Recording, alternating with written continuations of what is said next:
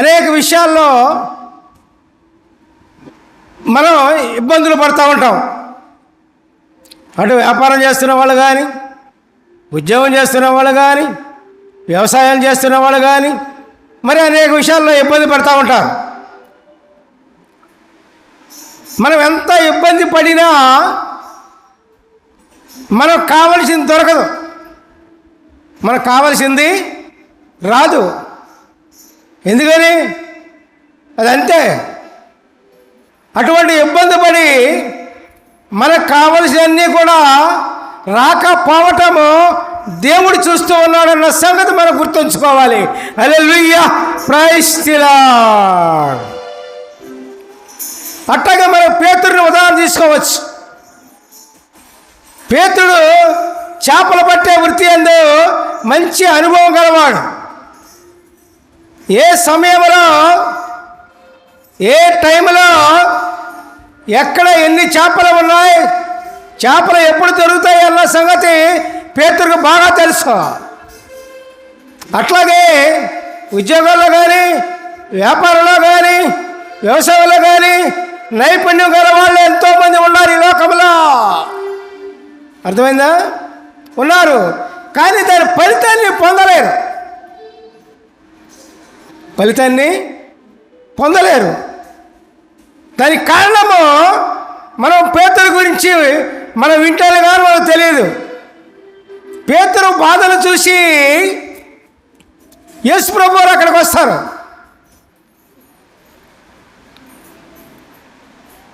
పేతురుతోనే యేసు ప్రభువు వారు ఎక్కుతారు. జనాలకు సువార్త ప్రకటించి నీవు లోతుకు పోనిచ్చి నీ వల్ల వేయమంటారు దేవుడు పేతురుని.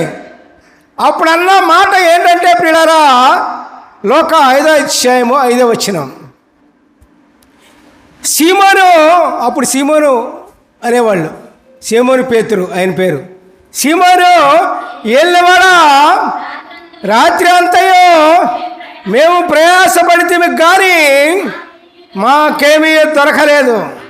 అయినను నీ మాట చొప్పున వలల వేతులని ఆయనతో చెప్పాను. హల్లెలూయా, ప్రైజ్ ది లార్డ్. ఈ లోకంలో ఎంత నైపుణ్యం గలవాళ్ళైనా, ఎంత జ్ఞానం కలవాళ్ళైనా, ఎంత తెలివి కలవాళ్ళైనా మరి ప్రియులారా, దేవుని మాట లేకుండా వాళ్ళకి ఫలింపు దక్కదు. దేవుని మాట ఉండాలి, దేవుని వాక్యం మన హృదయంలో ఉండాలి పిల్లారా. మరి అప్పుడు ఏమన్నారండి? నీ మాట చొప్పున నేను వలవేతునని ఆయనతో చెప్పాను. హల్లెలూయా, ప్రైజ్ ది లార్డ్. ఎప్పుడైతే దేవుని మాట తీసుకొని, దేవుని వాక్యం తీసుకొని, దేవుని వాక్యం మీద విశ్వాసం ఉంచి, ఇక్కడ ఒకటి మనం గమనించాలి, అయినను అని వాడారు ఇక్కడ. అయినా అంటే అదొక క్లాజ్, అది అయినను అని. అయినను రాత్రంతా శ్రమపడ్డాం, అయినా సరే దాన్ని లెక్క చేసుకోం, దాన్ని లెక్క చేసుకోం. అయినా మా కష్టం ఫలించకపోయినా, మా పనులు ఫలించకపోయినా, మాకు రాత్రంతా చేపలు పడకపోయినా నీ మాటను ఆధారంగా చేసుకున్నాం. అయినా సరే నేను వల వేస్తూ ఉన్నా. హల్లెలూయా, ప్రైజ్ ది లార్డ్. ఏమేస్తున్నారండి? ఎప్పుడు వేసాడు? దేవుని మాటను తీసుకొని, దేవుని మాట మీద విశ్వాసం ఉంచి వల వేసేయండి. మరి మనం కూడా ఏ విషయాలైనా సరే ఫలించకపోతే దేవుని మాట తీసుకొని మీరు చేస్తున్నారా? దేవుని వాక్యాన్ని అనుసరిస్తూ ఉన్నారా? దేవుని వాక్యం ప్రకారం నడుస్తూ ఉన్నారా? చెప్పండి. చేస్తున్నారండి? చేయాలి. చేస్తేనే మీకు ఫలింపు, చేస్తేనే మీ భవిష్యత్తు, చేస్తేనే మీ యొక్క సమాధానకరమైన జీవితము, ఫలింపకరమైన జీవితం మనకు వస్తుంది ప్రియులారా. లేకపోతే రాదు. మన సొంత శక్తి, మన సొంత బలము, మన సొంత యుక్తి, మన సొంత జ్ఞానము ఎందుకు పనికిరాదు ప్రియులారా. దేవునికి స్తోత్రం. అర్థమైందండి? అర్థమైన వాళ్ళు చేతుల పైకి ఎత్తండి.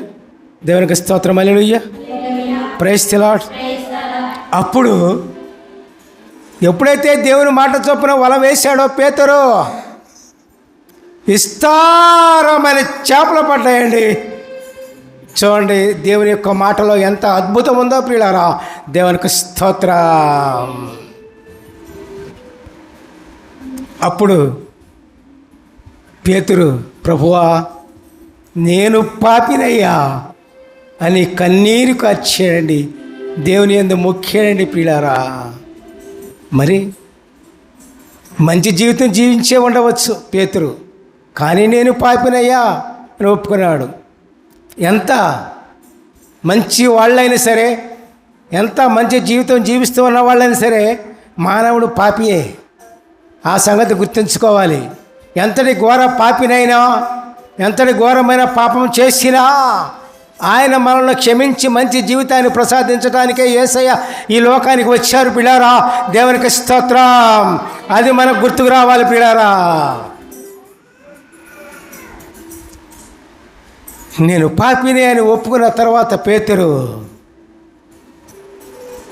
నువ్వు నన్ను వెంబడించు అన్నాడు Yesayya. Hallelujah. Praise the Lord. Praise the lord.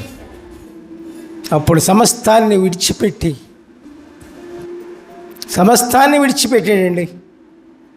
దేవుణ్ణి వెంబడించగలిగాడు పిల్లారా. చివరి వరకే కూడా దేవుణ్ణి వెంబడిస్తూనే ఉన్నాడు. దేవునికి మహిమ చేయండి. Hallelujah. Praise the Lord. Praise the Lord. Praise the lord.